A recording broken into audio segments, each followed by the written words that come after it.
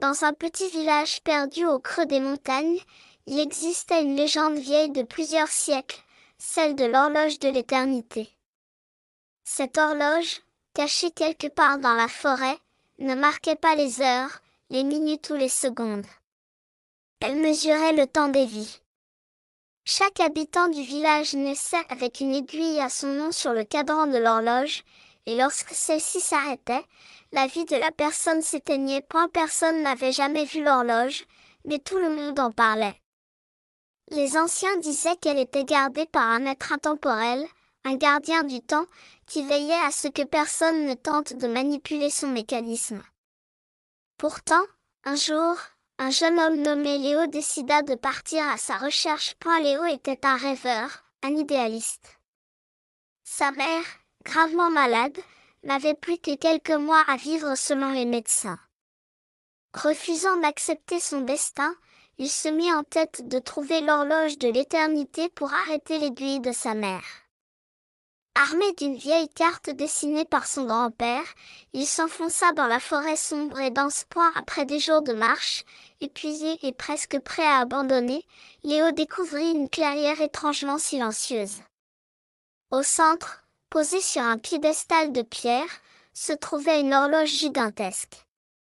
Son cadran était orné de symboles anciens, et ses aiguilles semblaient faites de lumière pure.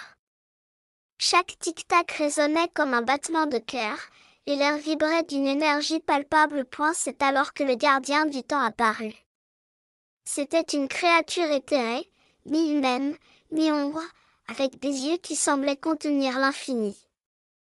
D'une voix calme mais ferme, il dit à Léo, « Tu as trouvé l'horloge de l'éternité, mais sache ceci, manipuler le temps a un prix. Chaque seconde volée à l'horloge doit être payée par une autre vie. » Léo, déterminé, demanda, « Je veux sauver ma mère.